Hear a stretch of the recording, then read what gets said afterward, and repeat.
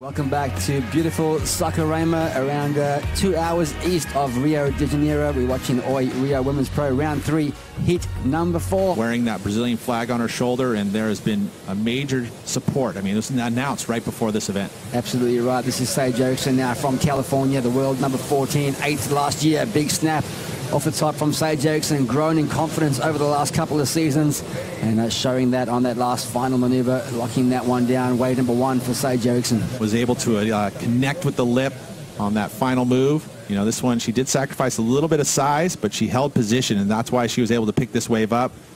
A couple snaps, and then the vertical hit off the top. I know that was a very strong finish, and I think that'll reflect in the score. It's going to be surfing on her backhand here on these generally left-handers. Now we see the 3-time world champion, Carissa Moore from Hawaii. Squares up that big spray from Hawaii. Unable, though, to get a second hit in there, Pete. She won this event back in 2011, and she's got one of the highest heat winning percentages of all the women on tour, 69%. Matter of fact, in 2015, she won 4 times, and that's why she won the world title. So we watch this replay here. Little froth on the face, but she negotiates it okay. Not able to get up into that finish closeout maneuver. So really the score will be all off that snap. Beautiful turn there from Carissa Moore. We saw Jordy Smith running board shorts yesterday. Looks like Carissa's making the same choice today. Yeah, and then, you know, you're out there for 35 minutes. You know, the water is probably right around 69, 70 degrees Fahrenheit. Second and third is also kind of a power position too. I mean, if you have that priority over your third priority, you can take that wave away from Tatiana if you so like to. Absolutely right. Sage Erickson using her priority to fairly slow-paced opening maneuvers. Now it stands up and she goes to that backside punt. But just a big hit there for Sage Erickson. Not quite landing that one. 5.17 for her opening wave. That's where all the points were ready for her on that first wave. That big closing maneuver, people unable to capitalize on that second. Will translate into a good number.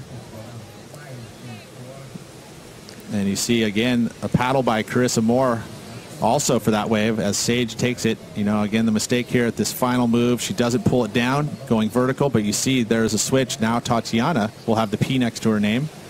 And, you know, is this going to affect her at this point in the heat? You know, Carissa really hasn't gotten a solid score yet as we watch again that final move.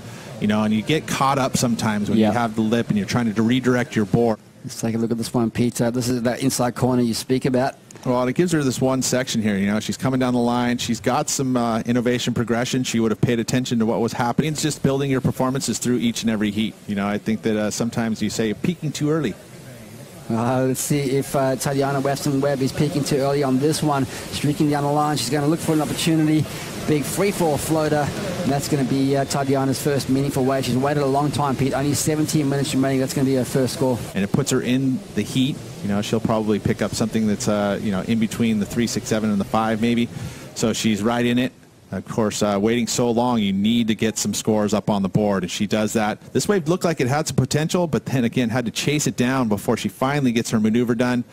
The big floater, tail drops there for a little bit to add a little extra difficulty to that maneuver. Sage back out for priority. Great look at a nice little left-hander rifling down the sandbank. She exercises her right to priority. Snaps back into this pocket. She's going to hope to make this one count. She's in first place, but looking to drop a 3.07 through the inside section now. Now she makes sure on that last turn. She's had, well, 2 completions from 3 attempts on that one, Pete Mel. So that was a difficult move for Sage. She may improve on that 3.07. The outside section flattened out for her. Again, you can see the foam left over from the wave previous. You know, it's not a lot of turbulent water, but it does add a little bit of release. You know, you get those bubbles under the fins, and sometimes you'll see it kind of skate across it. It's you look at east coast of any coast, it's a little bit harder to forecast.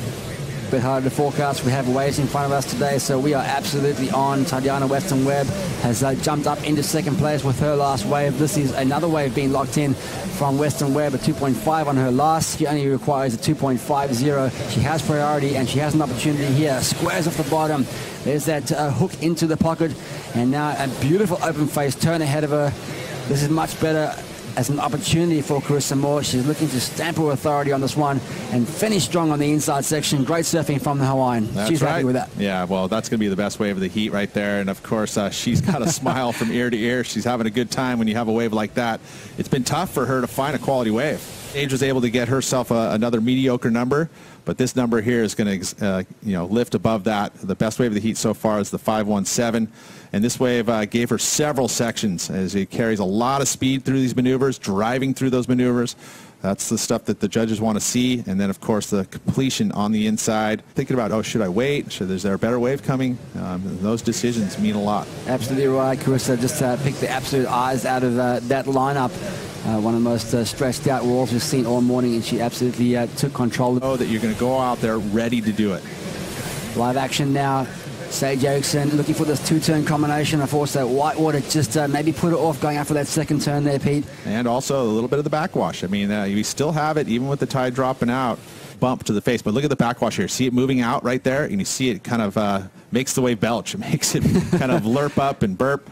And so you have to time that. You have to see it. And it comes out of your peripheral. She's also got the priority right now, so she's going to execute it early. Here she goes again. Carissa Moore building momentum in this heat now. Looking to book a place in those quarterfinals. She's looking good with an opening snap and a second. Beautiful rhythm and flow through this inside section. Now for the punctuation. Getting aggressive on that final turn. Yeah, again, so see how a good wave really starting to relax you and loosen you up. As we watch this last one of Carissa Moore, no scores yet for this one, smaller wave, but look at the opportunity she gets. She's really pushing on the maneuvers, especially on this finish one, as she gets the snap and gets the drift, as she punches the fins, hits that lip with a lot of pressure. Looking to drop that 3.67 now. Tatiana Weston-Webb dropping to third. A beautiful wall ahead of her. What can she do on her front side? Carved back into the pocket, setting up the section now. The wave's starting to stand up a little bit more on the bank. Arcing turn into the Whitewater. Now it's starting to stand up there. That snap. Looking for the strong finish for the inside. Free falls out of the lip, unfortunately. Just couldn't hold on. That was an important maneuver to really solidify that score. She was picking up momentum, the cutbacks. It was on her way. Let's have a look what happened. Yeah, I feel like the pace of this wave was a bit slow, Pete. Yeah, it was in the beginning. You know, you can see here it did slow up for her, but she saw down the line a lot of scoring potential going to come in. This time wrapping it all the way to the foam, and then the snap, and then this maneuver. This was a critical maneuver. Two waves are sitting around that 5 and a 4.7 mark peak. She wants to push up into that good and excellent range. Well, this is the outside section here from Sage, the snap. Let's see if just the two maneuvers there. So the snap was more of a setup, not very difficult there, but a nice finish. Again, hitting the closeout solid, getting that board up there in vertical, but just not enough maneuvers. It feels like Tatiana's wave is going to be a little bit better even with the fall at the end. So slightly, just ever so slightly. She did, and Tatiana now in striking distance, looking for a 4.2 on this wave. Nice opening carving to the pocket. She's looking like an even temperament on this wave as she looks through the inside. It's quite bumpy on the face, but she's doing well. Puts the board on rail. And now she'll look through this inside section. Not too much of a closing opportunity here, but she's finding a little reform for the inside section. Tags the inside. And commitment, as we see up top now of Tatiana's wave. And this was the best wave of the exchange. I mean, this wave was a lot of opportunity, especially as it moved down the line. A sizable set wave, nice and clean, no foam on the face. Just unfortunate here. She gets a 4.2. Well, again, she has the advantage of having the better number over Sage Erickson as her best wave, so she'll be adding that.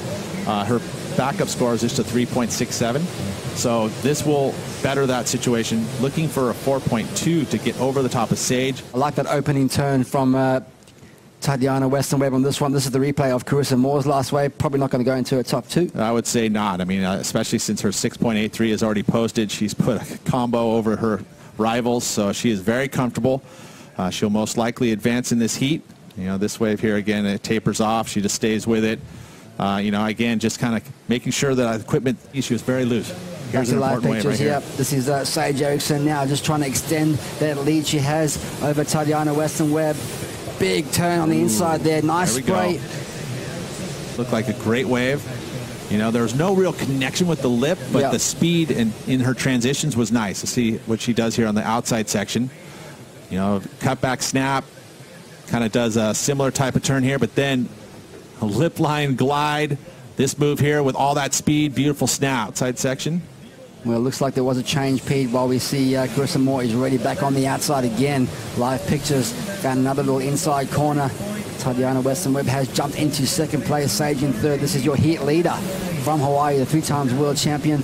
Just trying to extend Look at those scores, Pete. What are you seeing? I think she's going to fall a bit short from what I saw. Yeah, I would agree. I think that it's going to be right around that number. Again, when you're looking at degree of difficulty as we watch the replay here of Carissa Moore, probably not going to go into her top 2 as well. But connecting with that vertical section, she just didn't have that. There was one beautiful snap. There was that one opportunity where she kind of almost floated. That section with the speed, but she stayed underneath it. Tatiana Weston-Webb will sneak through ahead of Sage Erickson. 5 seconds on the clock. Doesn't look like there's going to be much more opportunity. And Tatiana Weston-Webb slaps the water with a little victory celebration there. That heat is now finished, and we can confirm it will be Carissa Moore and Tatiana Weston-Webb joining the rest of the crew at the quarterfinals. You know what? Now at quarterfinal number 3, Tatiana up against Silvana. So Brazilian's going to have to go out. Oh.